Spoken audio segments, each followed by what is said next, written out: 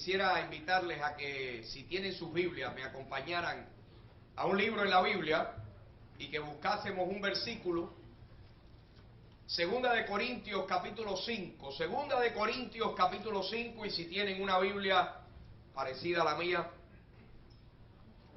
la página sería la 1190, Segunda de Corintios capítulo 5.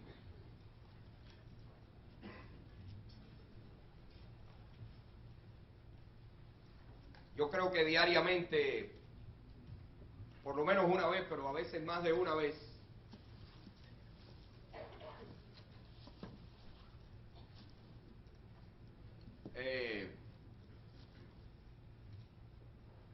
a mi esposa le encanta llamarme por teléfono y preguntarme: ¿en dónde estás? ¿En dónde estás? ¿En dónde estás? Me llaman amigos y me dicen: ¿por dónde estás? ¿Cuántos reciben ese tipo de preguntas algunas veces al día? ¿En dónde estás?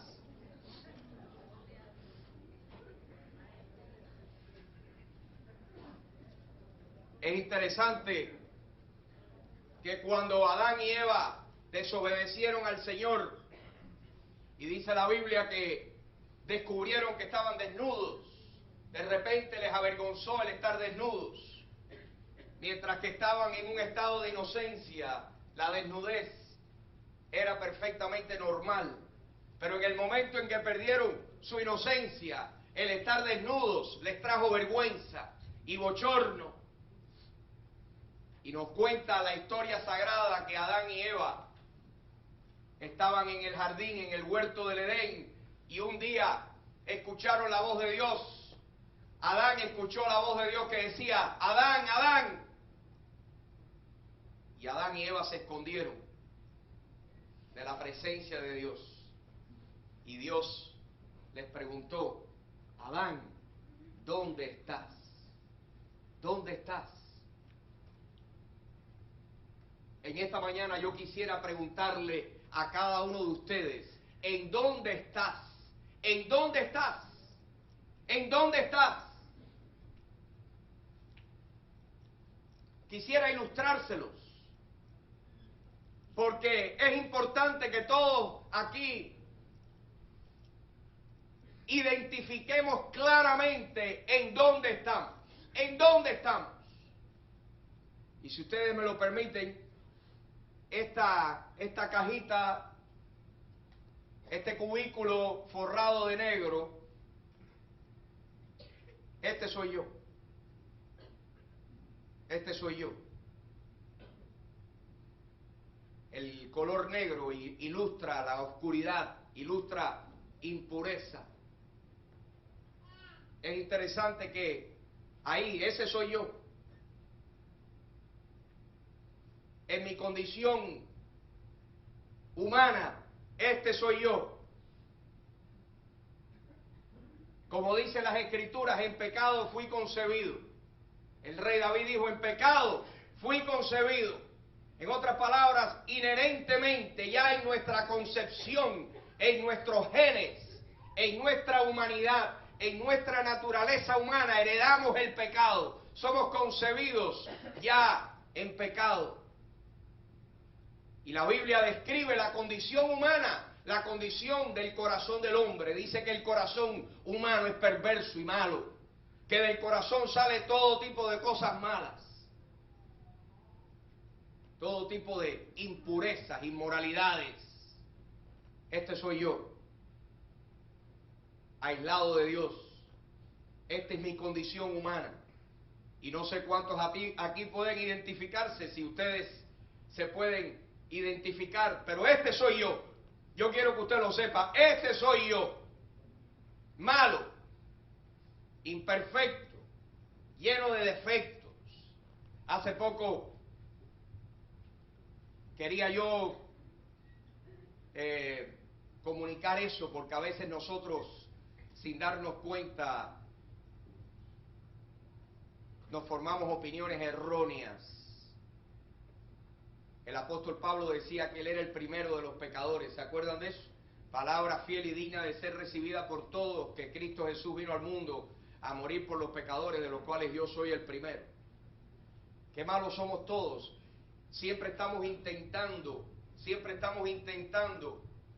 aparentar ser buenos, pero lo cierto es que hay algo saludable en identificar lo que nosotros somos en nuestro corazón, en nuestra humanidad, en nuestra alma. Somos malos. Yo puedo decirle con toda, de buena tinta, este soy yo.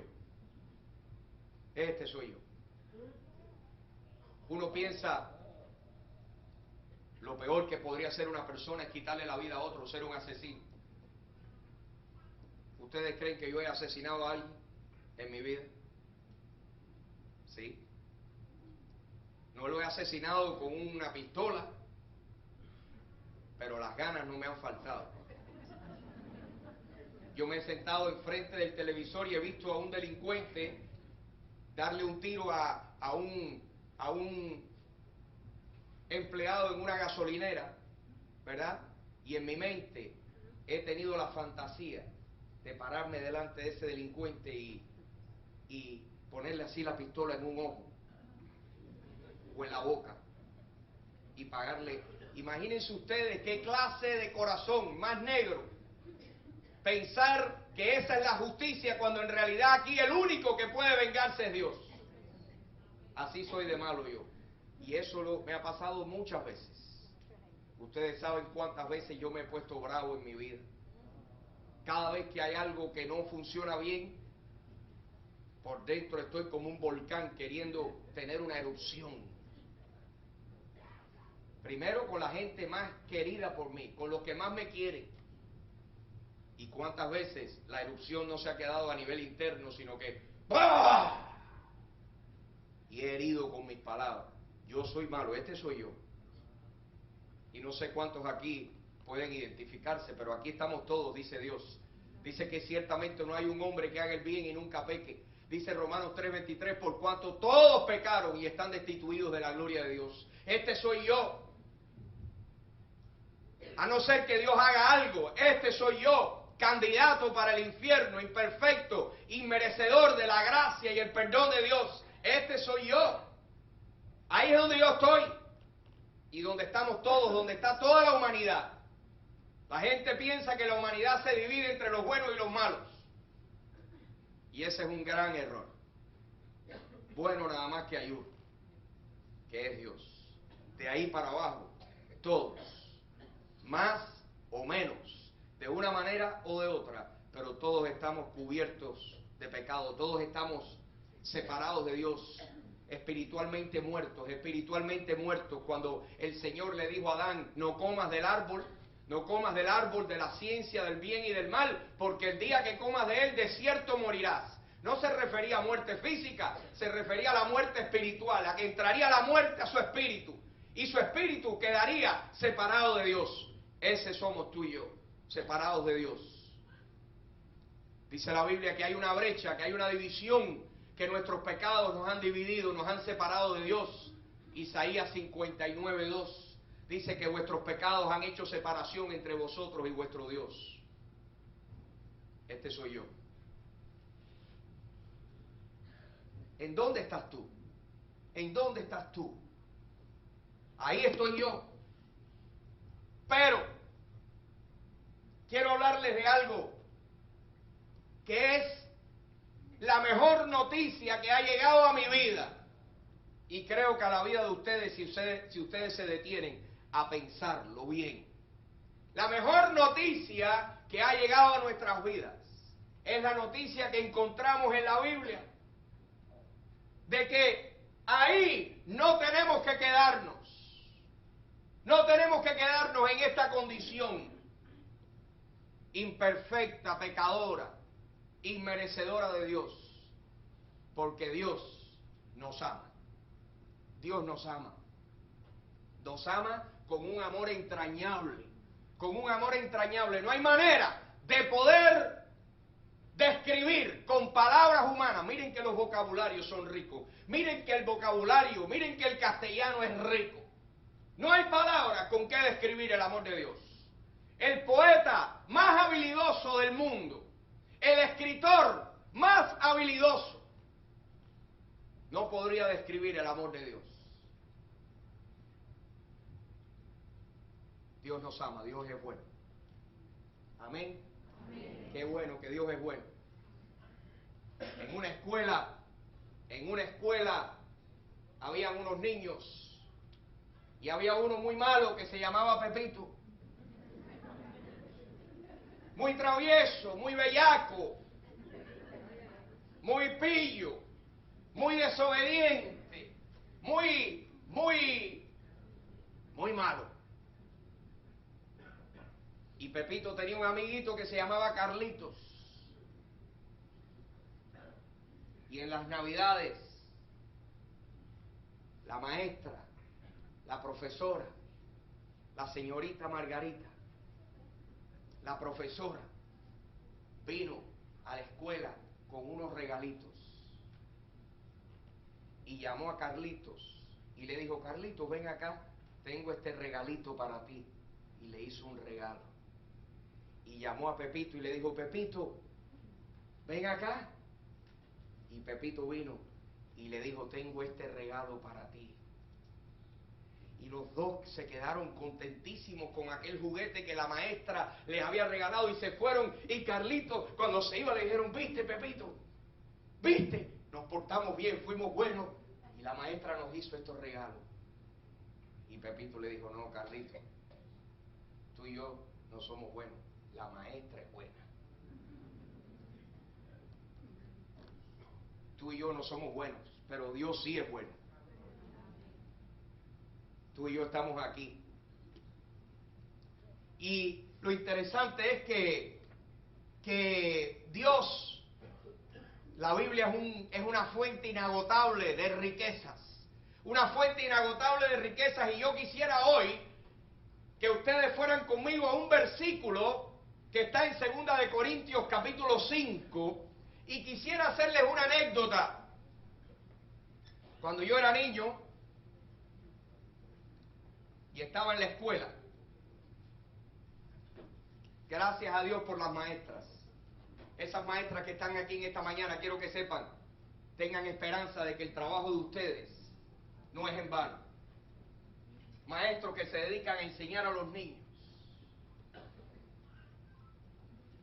Yo recuerdo estar en 4º grado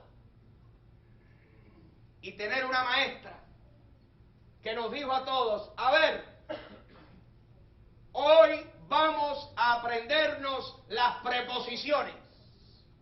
Las preposiciones, ustedes saben que una preposición es una parte de una oración muy importante cuando nosotros formamos una oración y cuando queremos armar un pensamiento con palabras y escribirlo a manera de oración. Y aquella maestra nos puso a todos y nos dio todas las preposiciones. Creo recordarlas y me hizo memorizarlas. ¿Cuántos se acuerdan de las preposiciones?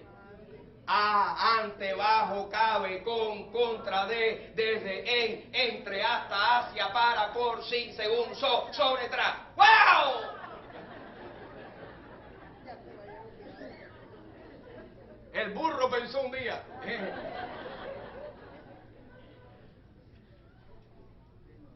Gracias a Dios por esa profesora de 4º grado. Las preposiciones son una parte de nuestra gramática bella, porque las preposiciones lo que hacen es la palabra en una oración que conecta dos palabras. Conecta dos palabras, relaciona dos palabras. Y yo quisiera en esta mañana hablarles a ustedes de una preposición, de la preposición en. E y N. En. ¿Es esa una preposición, sí o no? En. Es una preposición. Tiene un uso muy variado. Por ejemplo, una preposición a veces nos describe lugar. Estoy en Miami. Denota un lugar. nos conecta con un lugar, también un tiempo. Denota tiempo. Estoy o estamos en el año 2006, ¿verdad? Denota también una manera. Estoy hablando en español. Utilizamos la preposición en para describir eso. La palabra que muestra, ¿verdad?, una relación entre el objeto y otra cosa. Y estos somos nosotros. Pero yo quiero que ustedes sepan que el Señor utiliza en su palabra, en el idioma original, en el idioma griego en el que se escribió el Nuevo Testamento, nos dice algo que debe ser glorioso para todos los que estamos aquí. Y se encuentra en 2 de Corintios capítulo 5, por favor léanlo conmigo, 2 de Corintios capítulo 5, versículo 17. Dice así: de modo que si alguno está en Cristo, nueva criatura es. Las cosas viejas pasaron, he aquí todas son hechas nuevas. Y yo quisiera esta mañana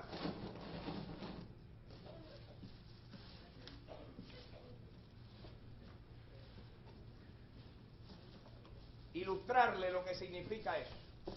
¿Qué significa? Esta caja blanca, grande, representa a nuestro Señor Jesucristo. Representa a nuestro Señor Jesucristo, perfecto, Dios hecho hombre, sin mancha, sin pecado, el Cordero de Dios que quita el pecado del mundo. Jesucristo, la segunda persona de la Trinidad, que tomó forma humana y vino al mundo a dar su vida en rescate por ti y por mí, a morir por todo esto que abunda en nuestras vidas, a morir por nuestros pecados. Dice la Biblia en 2 de Corintios 5:21, dice que el que no conoció pecado, al que no conoció pecado, por nosotros, Dios lo hizo pecado, para que nosotros fuésemos hechos justicia de Dios en él. El que no conocía pecado, perfecto, santo, justo, puro, Dios le echó encima la pena, la deuda de tus pecados, y fue hecho pecado por ti y por mí, para que tú y yo pudiésemos obtener y ser hechos la justicia de Dios en él. Así que aquí estamos nosotros. Yo no sé cuántos en esta mañana están aquí. ¿En dónde estás tú? ¿En cuál caja estás tú encerrado? Pero en tu naturalidad, en tu humanidad, en mi humanidad, estamos aquí, muertos en delitos y pecados, muertos, separados de Dios, aislados de la vida que hay en Dios, ajenos de la ciudadanía de Dios. Somos criaturas de Dios, pero no hijos de Dios. Sin embargo, 2000 años atrás, Jesucristo viene al mundo. Jesús, y muere en una cruz, y lo clavan a la cruz. Lo clavan a la cruz del Calvario, lo clavan. Y Dios dice que le echa encima de él tu pecado y mi pecado. Y Jesús muere y derrama su sangre y paga la deuda que tú y yo le debíamos a Dios. Y no solamente la paga, sino que la cancela. ¿Saben cómo sabemos que Jesús canceló la deuda? Porque Jesús, que fue hecho pecado por nosotros, resucitó de los muertos. Si Dios permitió que Jesús resucitara de los muertos, es porque la deuda que le debíamos a un Dios perfecto y justo quedó satisfecha. Y Jesucristo resucita de los muertos.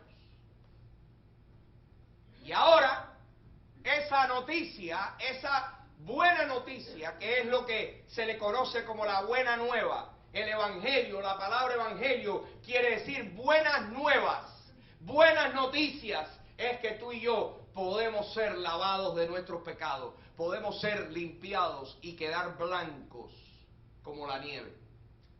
No sé cuántos aquí quieren, en la fealdad de su pecado, quedar perfectamente limpios, blancos como la nieve. Dice el Señor en Isaías 1:18, vengan y pongámonos a cuenta, aunque tus pecados estén rojos, los haremos blancos como la nieve. Esta negrura, Dios la puede convertir en algo perfectamente puro y limpio. Y cuando una persona oye esto, y una persona reconoce que es pecador y que necesita un Salvador, y viene a Jesucristo y dice, Jesús, Jesús, tú moriste por mí, tú derramaste tu sangre.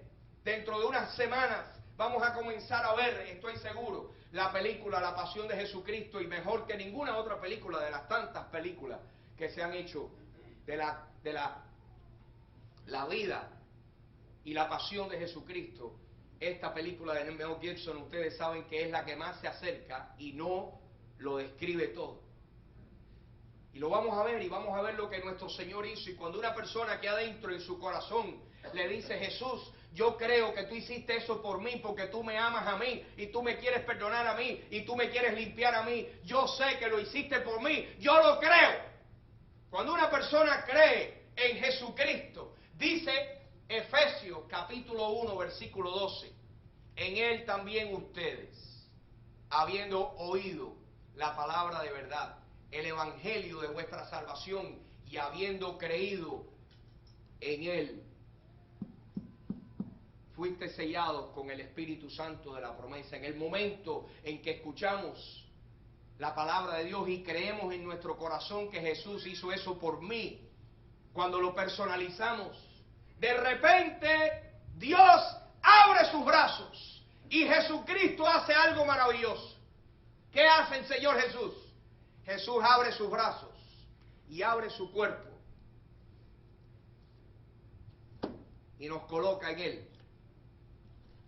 Y ahora el cristiano está en Cristo. Está dentro de Cristo. Esa frase en Cristo denota lugar. Denota lugar. ¿Dónde estamos? Denota una condición. Denota una condición, una manera de ser. Estamos en Cristo. Dice que si alguno está en Cristo, nueva criatura o creación. Una nueva creación. Dice Gálatas 5:15 que en Cristo Jesús ni la circuncisión vale algo, ni la incircuncisión, sino una nueva creación. Lo que cuenta para Dios es una nueva creación, y es cuando Dios en su amor y en su misericordia nos encuentra así perdidos. Y por nuestra fe en Jesucristo nos coloca en Cristo, nos pone dentro de Cristo, y ahora los creyentes estamos en Cristo. Estamos en Cristo. ¿Y qué ocurre? Que en el cielo, en la gloria, a los ojos del Padre, cuando Dios te mira a ti, si tú eres cristiano, cuando Dios te mira a ti, cuando Dios te mira para encontrar pecado en ti, tu posición, tu exaltada posición, tu exaltado lugar como creyente, ya Dios no ve tu pecado, no ve tu condición humana, Dios ve la justicia de Cristo que te ha cubierto. Y tú estás en Cristo. Los cristianos tienen duda, los cristianos tienen dificultad entendiendo cómo es posible que Dios, que lo sabe todo, no vea mis pecados. Es que Dios legalmente, judicialmente, Dios hizo un pacto con nosotros y nos dijo, si ustedes creen en mi Hijo, yo los voy a colocar dentro de Él, y yo no voy a mirar la imperfección de ustedes, yo voy a contar la fe de ustedes como si fuera justicia, y voy a poner la justicia de mi Hijo a cuenta de ustedes. De manera que si alguno está en Cristo, es una nueva creación. Las cosas viejas pasaron, todas, por donde quiera que Dios te mire. ¿Qué es lo que ve? Ve a Cristo, ve a Cristo. Y tú y yo estamos en Cristo, si somos verdaderos creyentes. ¿Será posible de que hayan personas que oigan esto y que todavía estén así? ¿Será posible que hayan personas que estén cerca de Cristo pero que no estén en Cristo? ¿Será posible eso? Claro. Es posible estar bien cerca, pero no en Cristo. Yo quiero exhortar a cada persona aquí. Yo sé que yo estoy en Cristo. Yo sé lo que pasó en mi vida hace 36 años cuando yo le dije sí a Jesucristo y le dije: Señor, límpiame, lávame y perdóname. Y el Señor me dio lo que me prometió, porque Cristo dijo: el que cree en mí, yo le doy vida eterna. Y sin yo entender toda la teología que entiendo hoy, sin tener conocimiento casi ninguno de la Biblia, recibí el perdón, recibí mi exaltada posición. ¿Dónde estás tú, mi querido hermano? ¿En dónde estás tú esta mañana? Si tú has recibido a Cristo, tú estás en Cristo. Estamos en Cristo. Estamos en Él. Estamos dentro de Él. Somos parte de Él y Él es parte nuestra. Y por eso esta es tu gloriosa, mi gloriosa posición en Cristo. Como creyentes, todo verdadero creyente está en Cristo.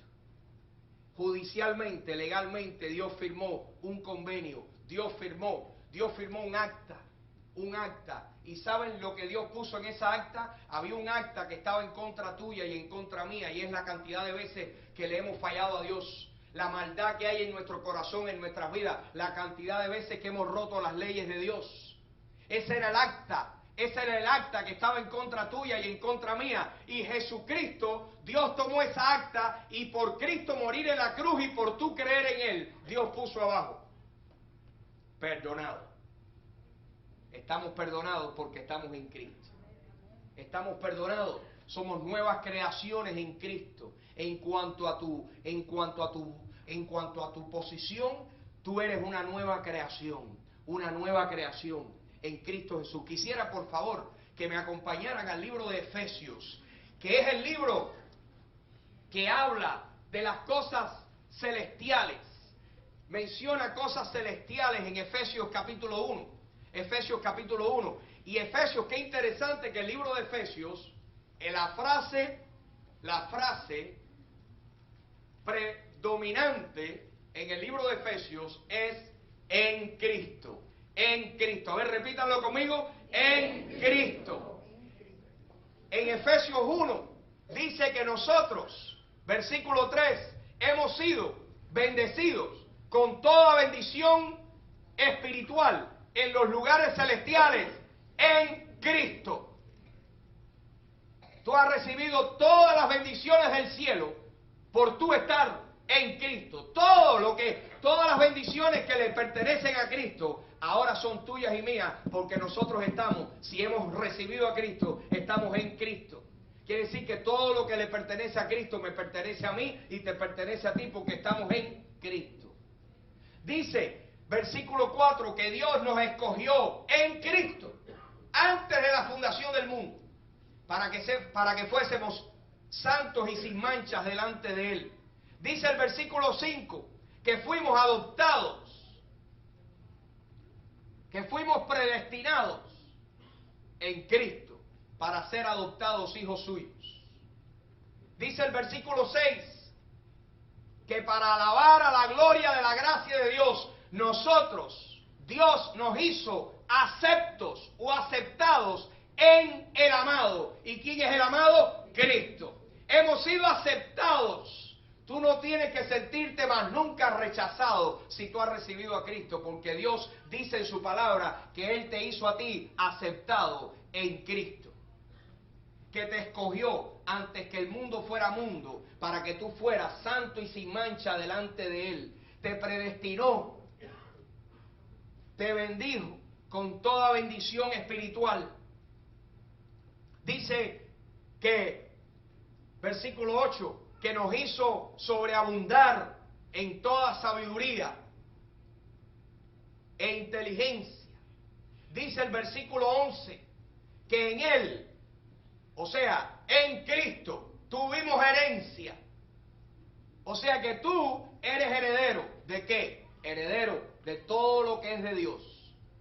Todo lo que Dios el Padre le ha dado al Hijo es tuyo y mío por nosotros estar en Cristo. Y yo te pregunto en esta mañana, ¿dónde estás tú? ¿Estás tú en Cristo? Si lo estás, mi querido hermano, puedes salir de aquí saltando, puedes salir de aquí gozoso, porque en Cristo tenemos todos los tesoros de sabiduría, todos los tesoros de ciencia, todo el amor, todo el poder, todo el perdón, toda la misericordia está en Cristo. Y si tú estás en Cristo, todo es tuyo. Todo es tuyo, todo es mío, si estamos en Cristo. ¿En dónde estamos? Estamos en Cristo si lo hemos recibido.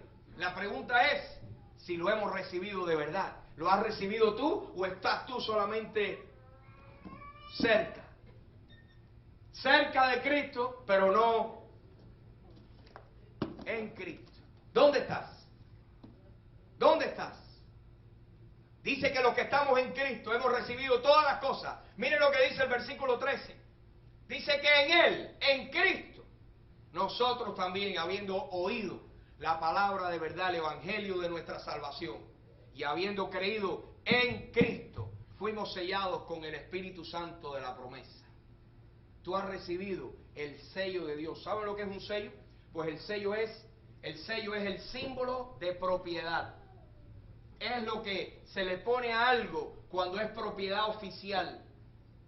En el tiempo de los romanos, cuando se escribió esto, cuando algo tenía el sello del poderoso imperio romano, era decir, cuidado que eso es de Roma. Ahora imagínense ustedes que Dios dice que cuando nosotros creímos en Cristo, fuimos sellados con el Espíritu Santo. O sea que el Espíritu Santo es lo que Dios ha puesto, el sello que Dios ha puesto en nuestras vidas para decirnos a nosotros y a los demonios y al diablo y a todo el mundo, esta es mi propiedad. Y el que toque mi propiedad le va a ir mal.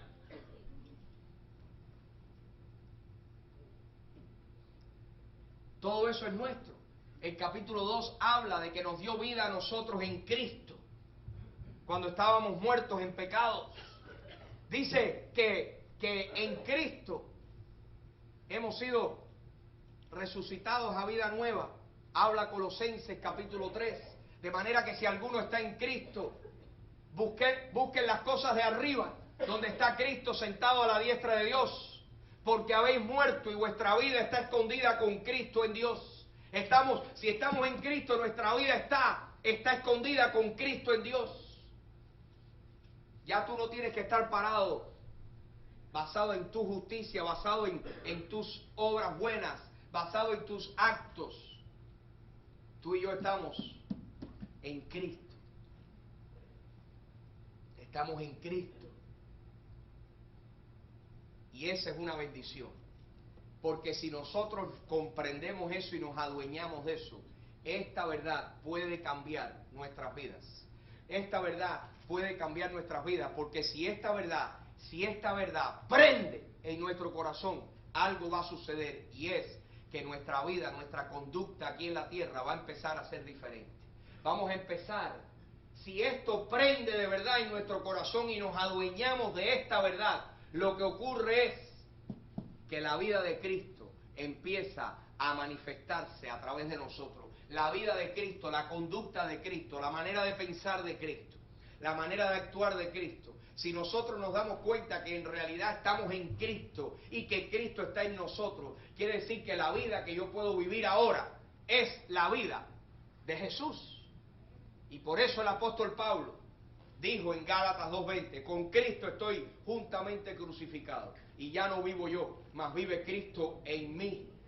Y lo que ahora vivo en la carne, lo vivo en la fe del Hijo de Dios, el cual me amó y se entregó a sí mismo por mí. O sea, lo que ahora vivo en la carne, lo vivo en la fe de Cristo. La vida de Cristo puede reflejarse en tu vida.